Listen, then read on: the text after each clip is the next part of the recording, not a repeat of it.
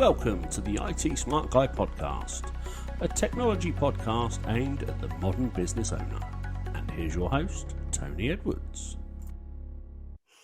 Hello and welcome to episode 12 of the IT Smart Guy podcast, the tech-based podcast for the modern business owner.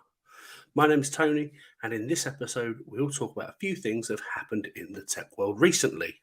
We're going to start by talking about some of the huge job cuts that have happened across global tech providers. And then we're going to delve into a report about how children as young as 9 years old have access to indecent and explicit content online. Then we're going to talk with Mr. Gary Jones, the man behind Grow Radio, a podcast platform with a different podcast coming at you on the hour every hour. And as always, at the end, I'll be sharing my tip of the episode. Let's jump straight in to the news. Let's look at what's happening in the news. So the first thing we're going to talk about today is the fact that there have been some eye-watering job losses within the technology space over the past few weeks. Meta, Amazon, Microsoft, Apple, and Google have all announced thousands of jobs being cut. Then you also have the likes of PayPal and HubSpot contracting their staff numbers by a smaller amount as well. This contraction of the tech market in terms of big companies dropping thousands of jobs could lead to a number of consequences.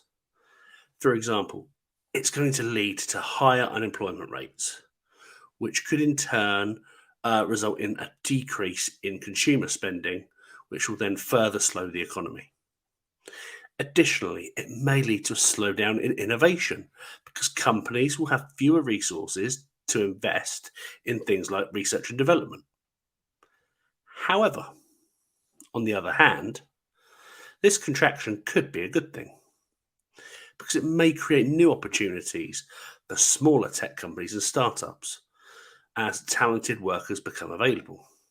Now, the ultimate impact of this will depend on a variety of different factors, including the overall state of the economy and the ability of these affected workers being able to find gainful new employment. It's also important to note that the impact on the job market could be temporary. Let's face it, the tech sector is known for rapid change and evolution. New technologies and business models may emerge that lead to growth and new job opportunities in the future. Moreover, the contraction may lead to increased efficiency and cost savings for tech companies, enabling them to better compete and potentially lead to increased profitability and stability long term. Overall, this contraction is a complex issue and it's likely to have short-term and long-term consequences for workers, companies, and the economy as a whole. I mean, let's face it, only time really is going to be the one that can tell. So from job losses, we now go to a BBC article I've seen over the last couple of days, which horrified me. So a study for the Children's Commissioner for England found that children as young as 9 years old are being exposed to online pornography. The study revealed that 50% of 13-year-olds had been exposed to it, and 25% of 16 to 21-year-olds had first seen it at primary school. The study also found that 38% of that 16 to 21 demographic found the content accidentally, and that 79% had seen pornography involving sexual violence as children. This study has linked the exposure to online porn to low self-esteem, harmful views of sex and relationships, and expectations of physical aggression. The study recommends the implementation of the Online Safety Bill to protect children from online pornography. Apparently, Twitter is the main source of porn for young children, followed by dedicated pornography sites, then Instagram, Snapchat, and search engines. The study's findings have been described as deeply concerning. That's an understatement if you ask me, by the Commissioner, Dame Rachel D'Souza.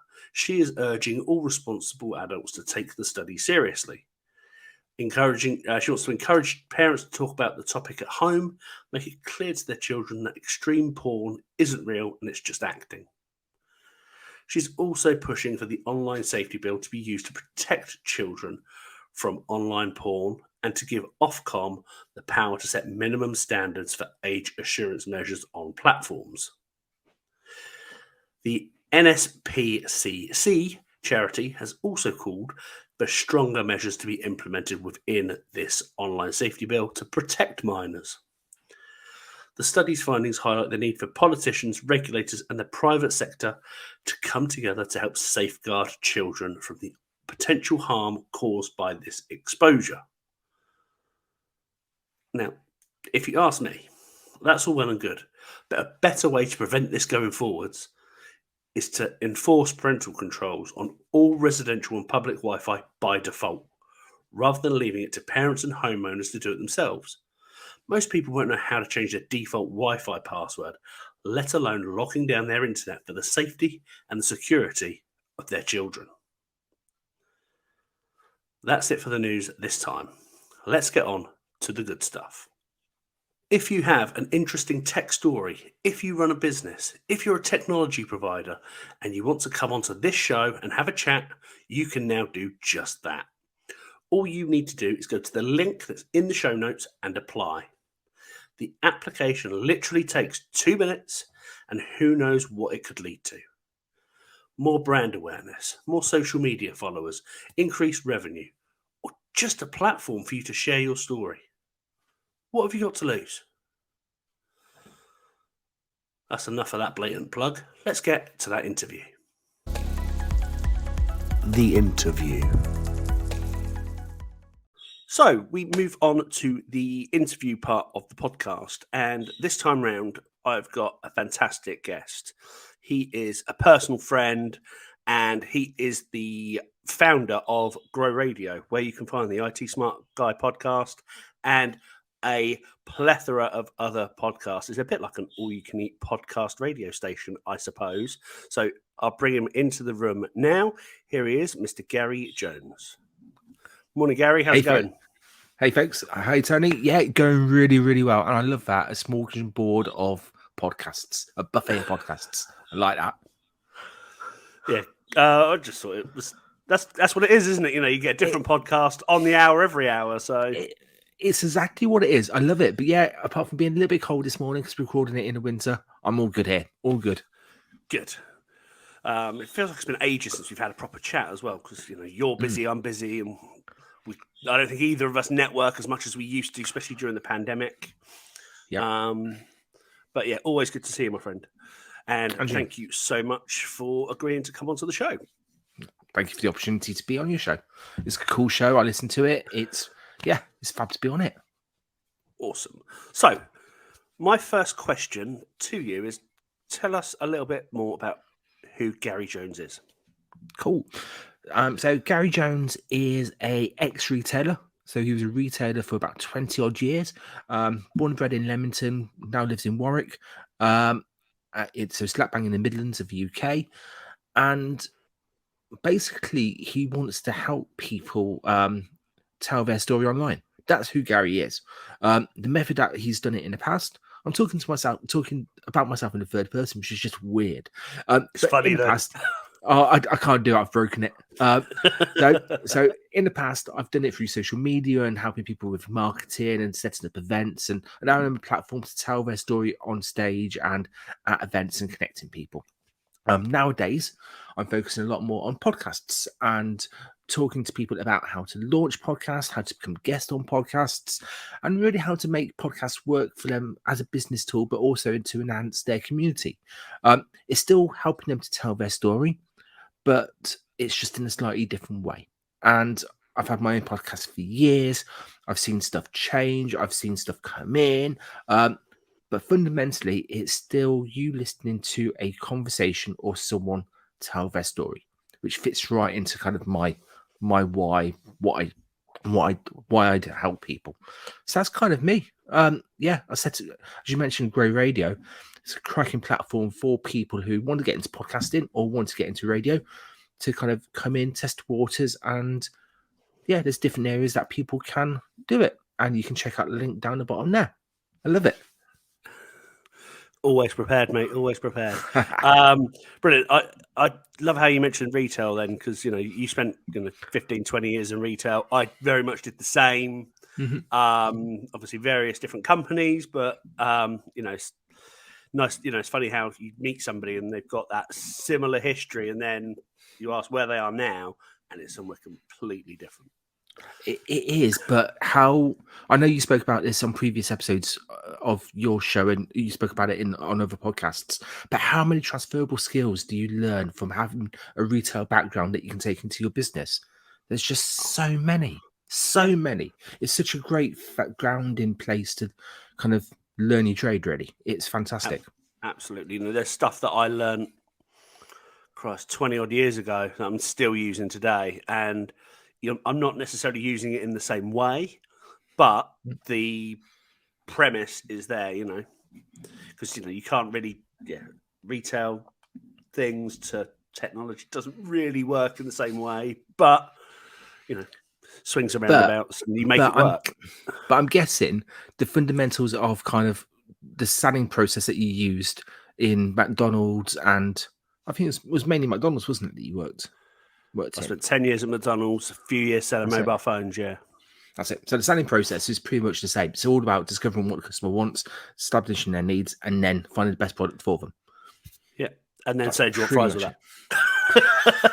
There you go. There, good old answer. You had fries, I had shoe polish, and then jewelry cleaner. So it's same kind of thing. So, how did you get started with podcasts? You mentioned that you've run your own podcasts. I think again I've been on one of them in the next 12 months, which is awesome. But how did you find podcasts? How did you get involved? So I started listening to podcasts when I was commuting from Warwick to Oxford for one of my kind of jobs at the time, and that commute was about 45 minutes or so on train, and I got bored of reading magazines. I was never into reading books at that particular time, so that never really interested me. Although if it did, it probably would have saved me a lot of money in terms of not buying magazines if I was into books.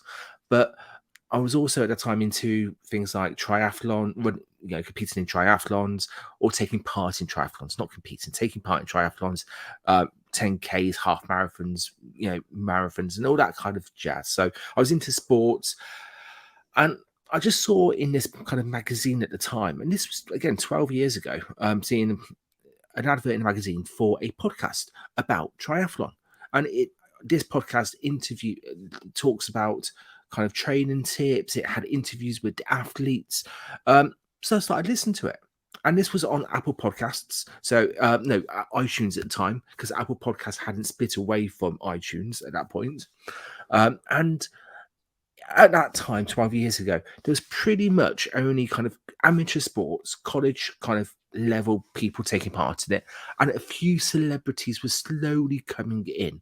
And I mean celebrities like Ricky Gervais being one of the main ones, kind of slowly pioneering it at that time. And I thought, this is fantastic, on the commute, and also when I was walking to the train station, I could listen to it as well. I didn't have to wait till I got there to absorb the content. I could do it while I was walking. But I was listening to kind of the athletes I was reading about, that I knew a bit of history, talk about their experiences, what they thought and what they were doing during races, which are kind of iconic in the sport. It was also helping me kind of learn how to train more efficiently. And I was doing all this whilst I was using my commute to do it. It was like my mind was blown, almost. And then from there, I started listening to podcasts on a regular basis. The content changed. So I kind of moved away from kind of sports and went more into kind of the kind of true crime and comedy and kind of then business related stuff, like marketing and general business kind of coaching techniques and all that stuff that you can hear. But since then, podcasts have progressed, and to be fair, the fundamentals for me are still the same.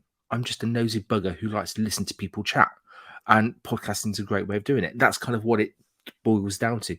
But that's how I got into listening to podcasts. How I got into actually starting my own. involved me having a glass of wine on a Sunday afternoon and contacting a radio station to see if I could become a guest on one of their shows, just a guest on one of their shows.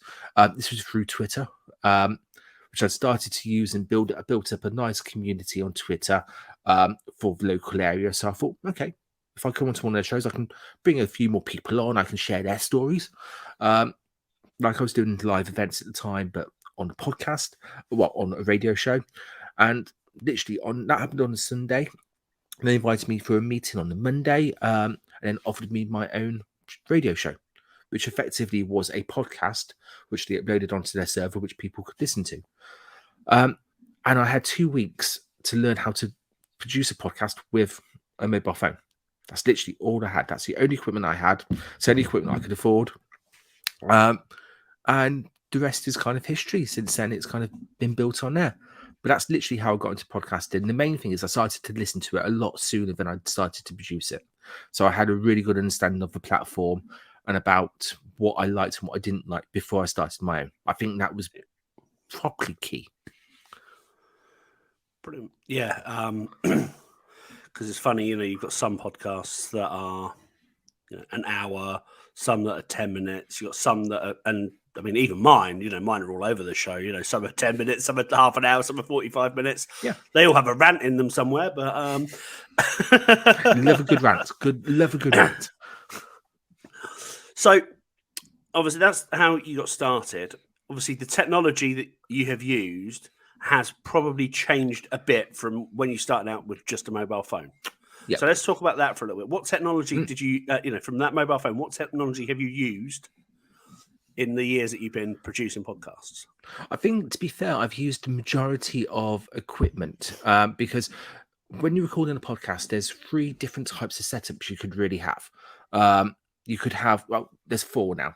So there's the home studio, which is kind of what we're working on at the moment. So we've got kind of a USB mic or an XLR mic plugged into a mixer, plugged into a computer. And we've got somewhere to record the video as well. That's your first kind of setup. It is. I've used multiple different microphones during that time. Some good, some not so good. But obviously you learn and you try and test different things that are coming up. Then you've got kind of the remote recording. So you're out and about in location. So you might meet someone in a coffee shop or in a restaurant or outside, and you walk and talk. And you've got and I've used various equipment for that. So you've got lapel mics that you can fit on that goes into a dictaphone or your phone. Hell, you can record it. When I first started, I was literally sitting in front of someone in a coffee shop, talking like that, talking like that, talking like that, talking like that, talking like that, which actually, because you're minimizing the space between your mouth and the microphone, it actually works quite effectively if you get it close enough. It's quite funny, but that's how you could start. Obviously, dictaphones as well pick up great sound and all that stuff. But then also I've worked in podcast studios as well, where you've got kind of 4 cameras all the way around you. You've got your Shure XLRs, you've got your Rode Procaster mic, your mixing boards, you've got all your jazzy stuff there, and you press 2 buttons and it records everything. That's the level where you could go. But for me, it's about finding what works for you as a podcaster and what suits your circumstances at that time. So for most people, you don't need a fancy studio. What you actually need is somewhere that's good for recording the audio and somewhere that's good for recording the video. If you were going to repurpose it on YouTube and Vimeo and put it on your website and all that jazz. They're your 2 basics. They're your 2 basics that you need. And if you haven't got the video, well, podcast traditionally is an audio platform. So that's okay. But in terms of the tech, it really has changed, but it's changed depending on my circumstances. And I think that it should be right for everyone. I don't think people should believe that you need a certain level of equipment to have a podcast. You honestly don't. The main thing you need in terms of a great podcast is a great idea, great foundations, and then you can build upon that over time. But for the tech, God, it changes. It changes a lot. What hasn't really changed is the apps that you can do, that you can record record podcasts just on your mobile phone. Those haven't changed. But the computer editing stuff that's come through has completely changed throughout the year. So the software has changed more than the hardware. Yeah. It's funny listening to you then. It was like deja vu, because obviously before I started this, I came to you for some advice, and it just reminded me of that end of August, early September last year. Took me right back. Yeah, and So- the thing is, it's not. People make podcasting more complicated than it actually is. Just like they make creating content for social media a lot harder than it actually is. And the way that I see kind of equipment and hardware side of it is you can spend thousands of pounds on equipment, but if it's just gathering dust on the shelf at the back of you because you haven't used it because you've run out of ideas or energy or time or whatever it is that's stopping you from producing a podcast, it's no good. It's absolutely no good. So you mentioned time there, so I just want to touch on that for a minute. Mm. If someone was going to start a podcast today, see, time is an element that they need to consider, right? Mhm. So you've got to research your topics, write your script if you're going to have a script, and then record it. Obviously, all of that takes time. What's the best way that you have found for managing that process, all that time?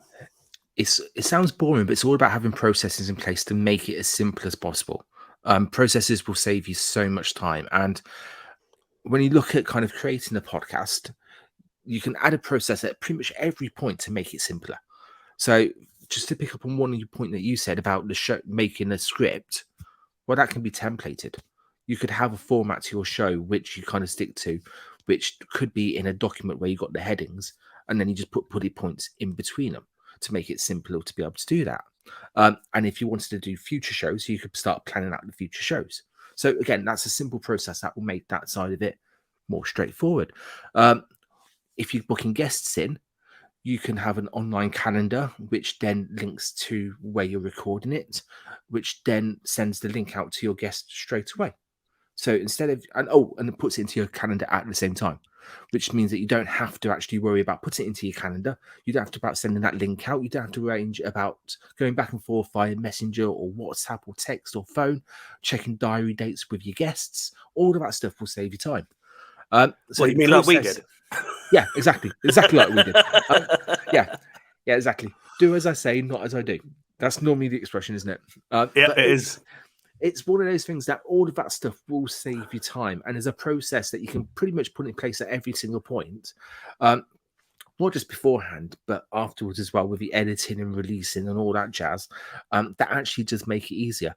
But I've just done a part one blog all about the 10 ways to save time when you're creating a podcast. And it's funny that actually I wrote that, and then I had another load of ideas that I came through, and another load. So actually, it's going to be a three-parter, but it's going to be kind of spread out because there's so many ways that you can do that.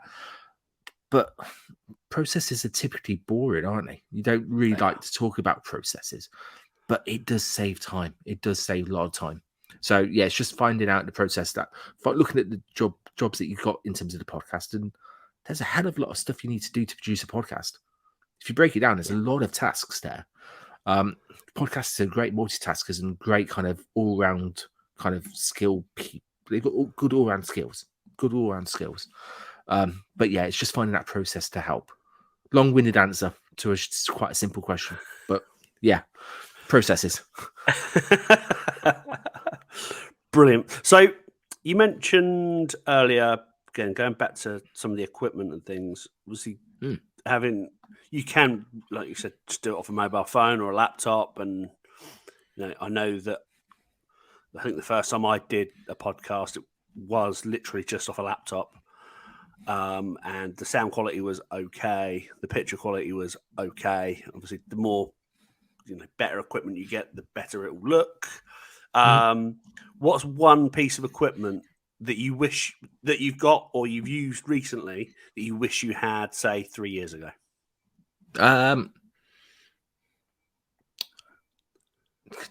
3 years ago in particular was a decent computer. That was the biggest thing, because with a decent computer, the camera's going to be okay on it. But the microphone might be the next thing to upgrade.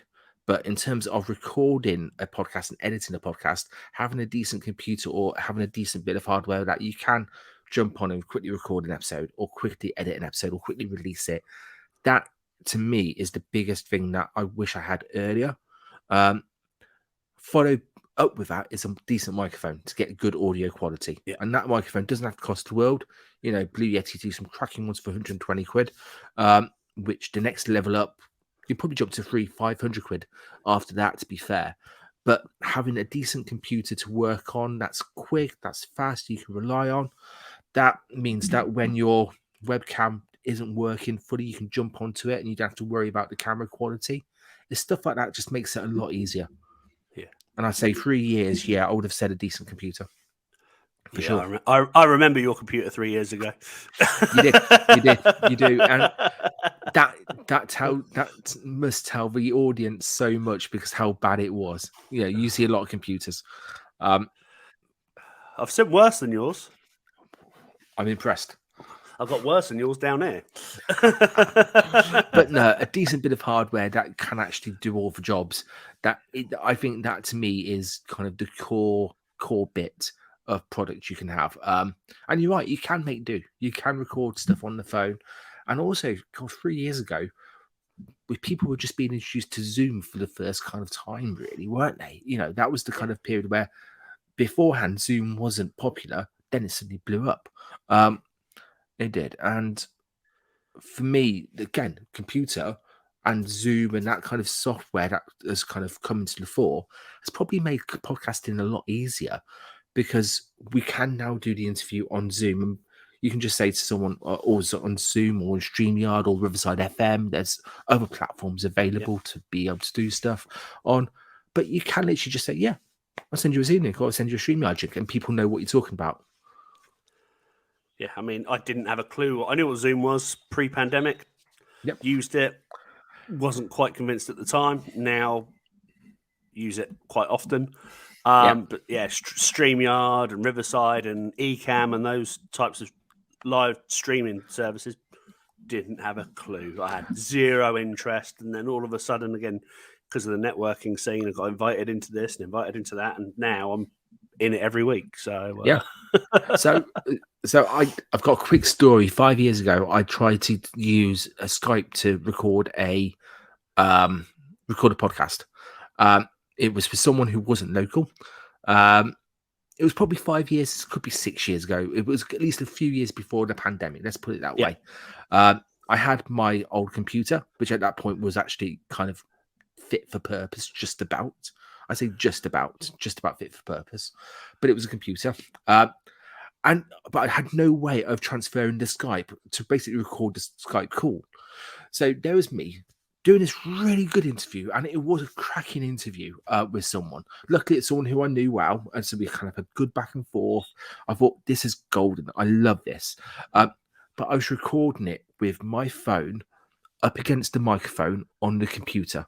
So you got the microphone. I'm just going to put it to the camera there, but I was recording it using that, and the audio quality was terrible, absolutely terrible.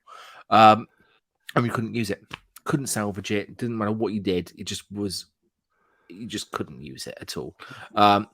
So getting the fundamentals right, getting the good recording side first, works. Now, obviously, people know how to record on Zoom, people know how to record on Teams and Riverside and all that stuff. If we're going to look at the pandemic, it accelerated that growth so much, that area of growth in tech, which has helped podcasting immensely.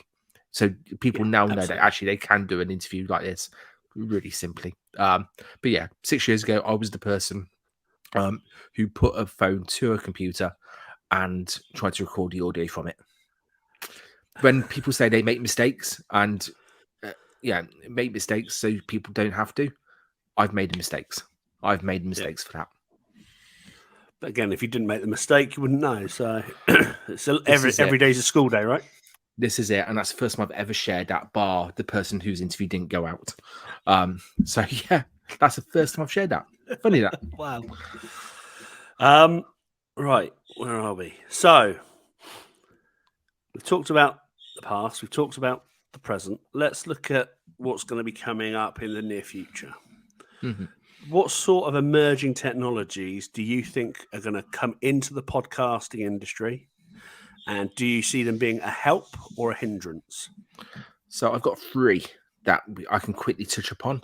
The first one is going to be VR, which is one that we spoke about before off air. And when I say VR, I mean kind of the metaverse. I mean kind of meeting people in the virtual environment. But I think that's going to disrupt it a little bit because it means that actually people can, instead of us having this chat in a 2D kind of sense, we can actually do it on that platform, record it in the platform, and then people can absorb it in that platform or everywhere else. So it's going to change the how you record it in terms of the location. So I think that's a real good, cool thing to kind of look for. So I think that could be that will be an emerging one, but that will happen at some point because more people will be spending more time there. So it'll be more case of, should we meet there instead of here? It makes sense. Yeah. So I think the barrier to entry with the VR stuff is going to be the cost, because right now the cost for headsets and things are quite high, and for podcasters like you and I, for example, it's out of our price range right now. Anyway, would you see that as a Definitely barrier? Definitely a barrier. There's no doubt about it. But just like any technology, the price will go down after time. So it should. So in 5 years, 10 years, 15 years, well, 10 to 15 years, I don't think there'll be a barrier whatsoever because I think actually the majority of people would have access to it. So I think when you're looking at kind of 10 to 15 years, I think it would be commonplace. But at the moment, it is definitely in that infancy. People are testing it out. The platforms aren't. To be fair, I was just about to say I don't know if the platforms are ready for it yet, but they might be. I just haven't experienced it myself. So I think in 10, 15 years' time, it'll be a different story. But I think at the moment, you're dead right. The barrier for entry is the cost. It's the cost. And probably the quality as well as the recording. Yeah, I'm not quite sure what the recording's like, but you should check out a video from a previous guest, Pete Matheson. He spent a week working in VR. The video's on YouTube, so definitely have a look at that. Yeah, I've checked it out already. It was an interesting time. Time. That's all I'm going to say. Yes, but VR I think is going to be one of them. I think another one that's going to be coming in is AI. And when I say AI, I mean in a couple of different forms. AI for me, as a podcaster, can help with the booking of guests. They can automate that whole process quite simply and quite seamlessly. It could also help with the production and editing of the actual podcast by removing the background noise and putting the things together and creating social media content from it, which is all slowly coming in at the moment. And because it's slowly coming in, it's not at the optimal level just yet, but give it a few years and it will. It's learning all the time. It's brilliant. And also then it will also can help with the transcribing, and so you can make blogs and newsletters from that content. Dead simple. So AI, just using those 3 bits will save you a massive amount of time and energy. And that's, in the next couple of years, that will be coming in. Well, it's here now, but it will come in even more and more once it's kind of learns there. That sophistication level just isn't quite right yet, is it?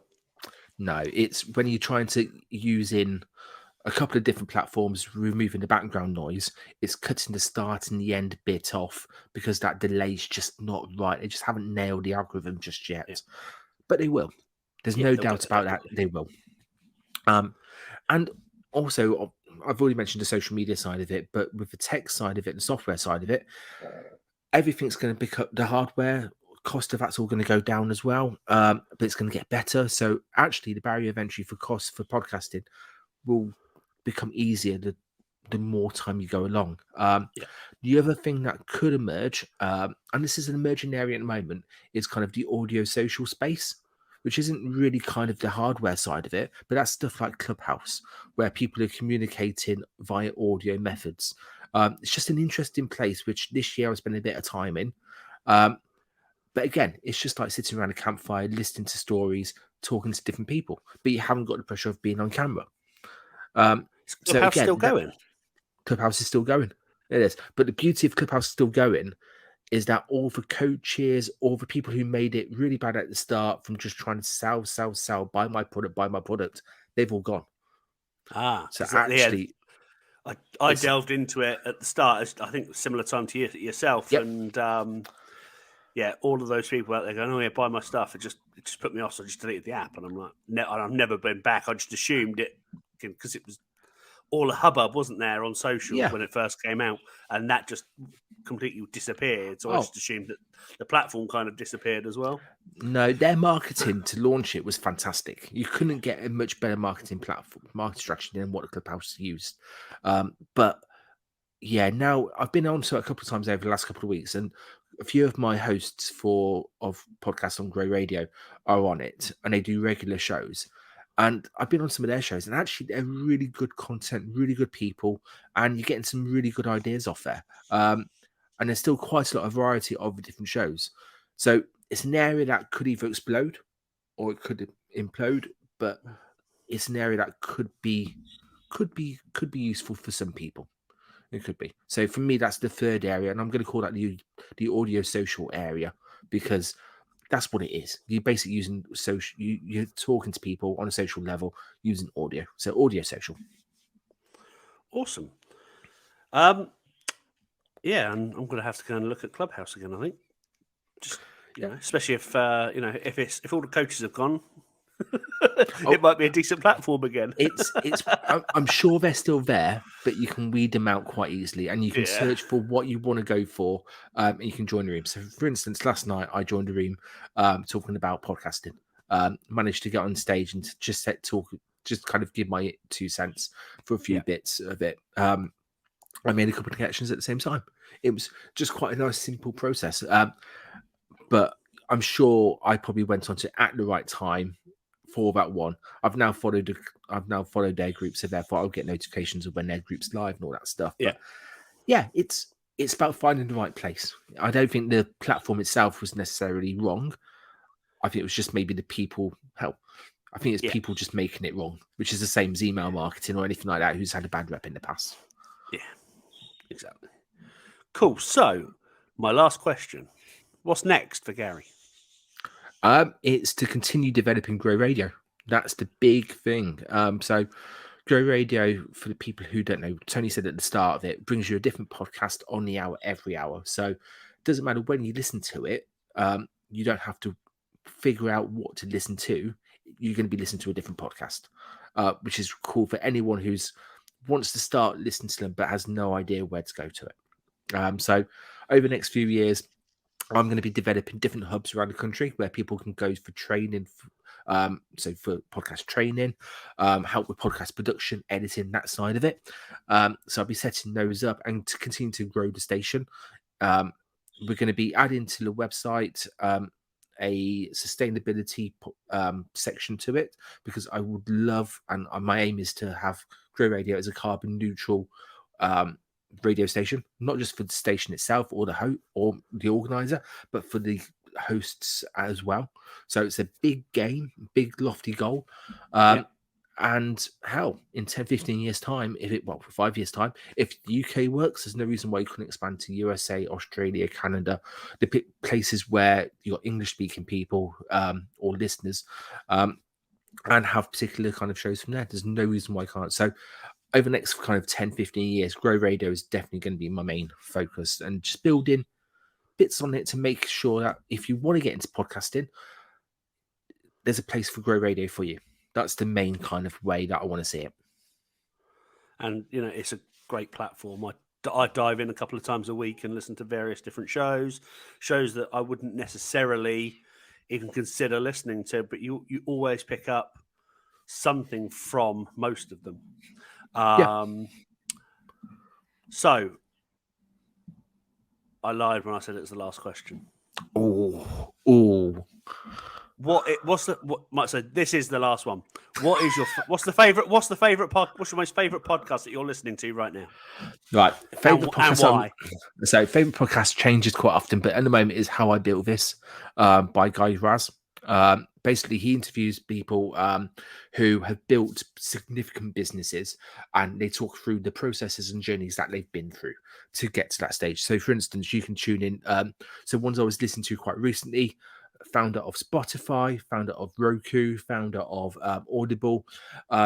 Just to name three that I listened to literally over the last couple of days. And I go through stages of listening to different people, different podcasts. So I binge different podcasts. And at the moment, I'm definitely on a binge of How I Built This. But it's really good to hear not only how someone has built a business like Spotify, for instance, or Patreon, which is another one I listen to, but why they started it and how their original vision and their end product, sometimes they're the same, sometimes it's not, but the journey to get to that stage. Because you see Spotify, you see Roku, and you see Apple, you see these big brands, but you don't see the different processes.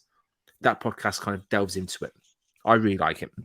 Awesome. That's one I'm going to have to add to my ever-growing list of podcasts to try and listen to. I must admit, I recently listened to the Diary of a CEO episode with Gary V, and Yes, very good.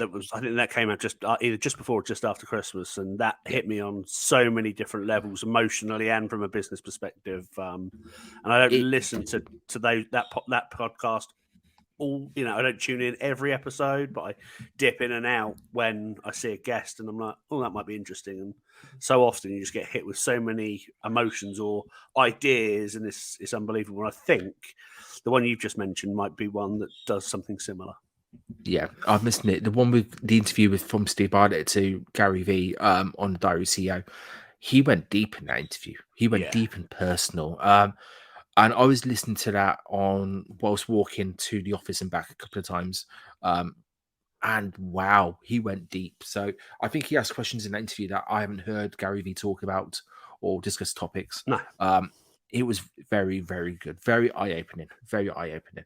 But you're right. And that's the beauty of podcasts. If you didn't have that platform, you wouldn't know that. You wouldn't know the struggles that he's been through. No. Brilliant. Gary, I know you're a busy man, so I think we'll end it there. Thank you so much for coming on as a guest. Thank you so much for allowing this podcast to be part of your Grow Radio platform. And I'll open the I'll allow you, I'll give you the mic to say anything else you want to say, and then we'll end it there. Oh, bless you. First of all, I want to thank you for allowing me to talk on your podcast. It's a fantastic podcast and a great way of kind of educating people of tech and keeping them updated. So I love that. So thank you so much. And yeah, I just want to say to everyone that actually, if you want to get involved with podcasts but you don't know how to start, let's just have a chat. Let's have a free 20-minute chat, because in 20 minutes we can cover a hell of a lot of stuff. So yeah, let's have a little chat. And yeah, I will send Tony a booking link or something like that, so you can put it somewhere. But Tony, thank you so much for allowing me to be in this podcast. Thank you so much again for letting the Smart IT Guy podcast to be on Grow Radio as well. And yeah, you're a legend. So cheers, dude. Thank you. Back at you, mate. And yeah, I'll make sure your details and whatever booking link you send over go into the show notes, so they're accessible wherever anybody listens. Thank you again so much. It's been great speaking to you, and we'll have to have a catch-up coffee soon. Yes, 100%. 100%. Awesome. Cheers, mate. Bye for now. Our tip of the episode.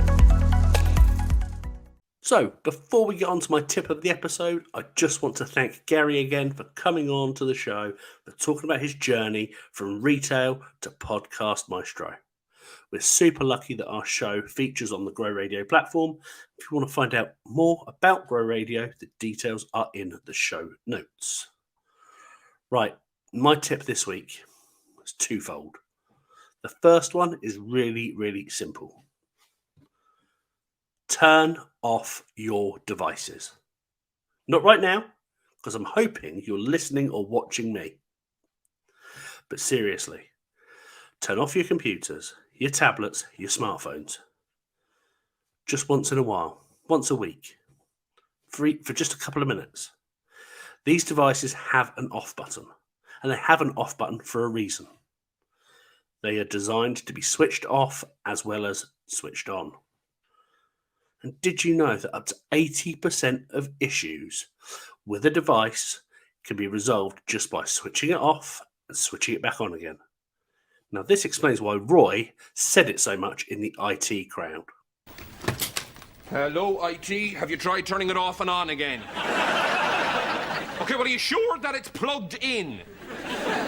My second tip is for you to enable parental controls on your Wi-Fi if you don't have them on already. This is going to save you and your children from accessing indecent content. And it's really important. As a father, I feel that my children are exposed to a hell of a lot more than I was at their age. And my son, who is 11, sits in that age bracket where they could potentially be exposed to indecent content. And I don't think the age of 11 is just right. So please, please, please go and stick the parental controls onto your Wi-Fi. If you don't know how, call your broadband provider and they will walk you through it. And if they don't, chances are there are instructions on their website. And if you still can't find them, get in touch with me and I will help you out. I'm now going to get off my soapbox because we have reached the end of this episode. I have been Tony, the IT Smart Guy. Thank you once again to Gary for his time and to you for watching or listening. I truly hope you have found this episode insightful, and I look forward to speaking to you again in the next episode. Now, if you have enjoyed this episode, or even if you haven't, please let us know by leaving a review. It's the only way we can get better. And as always, we would love for you to subscribe on YouTube, Spotify, Apple Podcasts, or wherever you get your podcasts. I'll see you next time. Thanks for listening to the IT Smart Guy podcast. We hope you've enjoyed this episode, and we'd love for you to like and subscribe on your podcast platform of choice.